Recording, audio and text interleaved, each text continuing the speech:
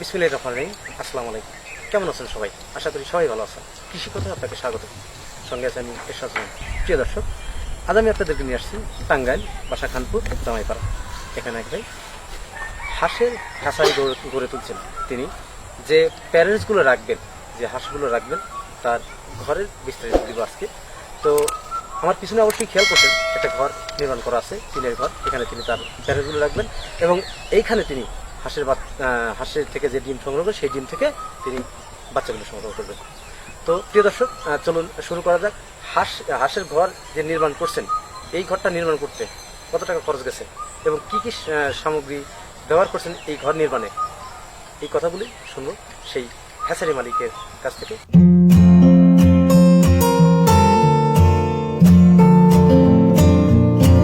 এই ঘরটাতে আপনি কি করবেন, কি করেন? এই ঘরটায় আমি প্যারেন্টস রাখি। প্যারেন্টস রাখেন। এখানে কতগুলো হাঁস রাখেন? এখানে আমি 1000 হাঁস রাখি। তারা কতগুলো হাঁস রাখা যাবে?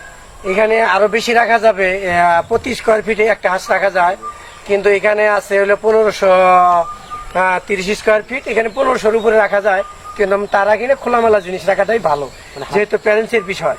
হাঁসটা মূলত খোলামেলা, একটু জায়গা বেশি থাকে। হ্যাঁ হ্যাঁ হ্যাঁ।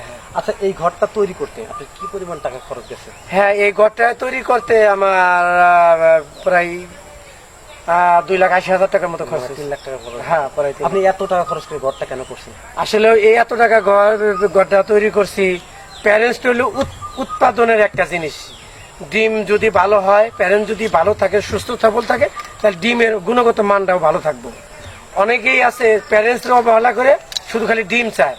শুধু ডিম চাইলে কিন্তু ডিম আসবে না, তাকে পরিচর্যা করতে হবে। পরিচর্যা মানেই ঘর, তার বাসস্থানটাই মেন। বাসস্থান ভালো থাকলে তার জিনিসটাও ভালো থাকবে। হাঁসগুলি কোথায় আছে? আমার হাঁসগুলা মাঠে চড়াইতেছে, মাঠে আছে। আমি আমার রাখাল আছে 2 জন, রাখালে সকালবেলায় নিয়ে যায়, বিকালবেলায় নিয়ে আসে। মানে হাঁসগুলো আসবে কয়টার সময়? হাটগুলা আসবে হইলো আপনি ওই তো মাগরিব রাজার আগে আগে চলে আসবে। সারাদিন বিলে মাঠে? হ্যাঁ, বিলে খেতে এরকমই থাকে। আপনি কেন বিলে হাঁস খাওয়ার কি? বিলে হাঁস পালে বিলের স্বাস্থ্যগত মান ভালো থাকে, খাবার পুষ্টিকর খাবার পায়। আমরা যতই কিনা খাবার খাওয়াই, ন্যাচারাল খাবার হাঁসের জন্য সর্বোচ্চ পারফেক্ট। সেই জন্য আমরা হাঁসগুলা মাঠে চড়াই, তাতে আমাকেও ভালো থাকে। যেখানে 8,000 টাকার খাবার লাগবে, ওইখানে দেখা যায় যে দিন আমার 1,000 টাকার খাবার হয়ে যায়, তাহলে আমার এনে বেনিফিট না। আমরা 2টা লোকের পিছিয়ে দেয় 18-16,000 টাকা বেতন দিই, তাহলে 400 টাকা পরে আমার 6,000 থেকে 400 টাকা আমার কভার হয়ে যেতেছে, তাহলে আমার বেনিফিট ভালো, হাঁসের আপনার পরিচর্যা ভালো হইতেছে। যারা প্রান্তিক পর্যায়ে খামারি মাঠে হাঁস পালন করে থাকে, তাদের জন্য কি এরকম ঘর প্রয়োজন? না না, তাদের জন্য এটা দরকার নাই। আপনি কেন করছেন? আমি করছি, আমার তো এখানে প্যারেন্টস রাখবো। প্যারেন্টস রাখা তো আমার স্থান এক জায়গায়। আর প্রান্তিক পর্যায়ে যারা খামার করে তাদের তো ক্ষুদ্র বা আজকে এই জায়গা চড়াইতেছে বা কালকে অন্য গ্রামে চড়াইতেছে, তাদের তো ওইরকম দরকার নাই। আর যারা মনে করেন যে এইরকম প্যারেন্টস রাখবো স্থায়ী ভাবে, আবদ্ধ অবস্থায় যদি করতে হয় তাহলে সেরকম এরকম করতে? হ্যাঁ, এরকম করতে পারবো।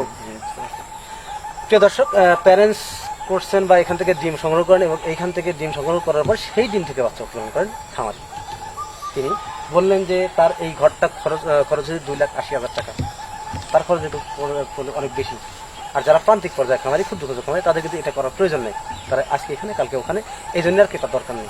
এটা হচ্ছে একটা স্থায়ী ঘর, এই কথাটাই বললেন। আচ্ছা, এই ঘরটা করতে আপনার 2,80,000 টাকা খরচ হচ্ছে। জি। এই ঘরে কি কি সামগ্রী ব্যবহার করছিল? আমার এখানে টিন ব্যবহার করেছি, নেট আছে, কাঠ আছে, শক্ত সবল করার জন্য সিমেন্টের খুঁটি দিয়েছি, এই আর কি। নেট, কাঠ এবং বাঁশ। হ্যাঁ, বাঁশ আছে, কিছু বাঁশ আছে দিয়ে খরচ করতে। তারপর তার সব মিলিয়ে আপনি 2,80,000 টাকা। 2,80,000 টাকা খরচ হয়েছে। এখানে কত হাজার টাকা টিন লাগছে আপনার? আমার এখানে 90 ফিটের মতন তো এখানে আমার টিন খরচ হয়েছে প্রায় 85,000 টাকার মতো। কাঠ কত টাকার গেছে?